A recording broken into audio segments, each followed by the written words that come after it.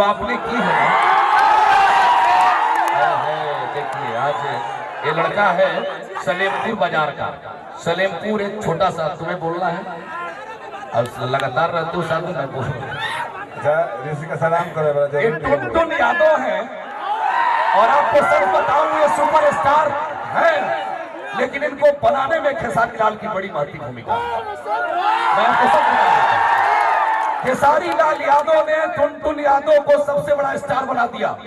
मैं आपको बता दूं ये मेहनत करता है, लाजवाब गाता है, लेकिन जो मार्का देता है ना स्टार को, भाई को, उससे तुम्हारी शोहरत दिन दूना रात चौकी हो गई और तुम दुनिया के लीजेंड बॉय बन गए। इसलिए मैं बड़े दिल के साथ चाहता हूं कि आप टुनटुन के लिए इतनी बड़ी ताली दीजिए, इतनी बड़ी ताली दीजिए कि बहुत बड़ी ताली बन जाए। बहुत बहुत शुक्रिया मेरे भाई, खूब दिल से गाइए। बोलिए बॉस।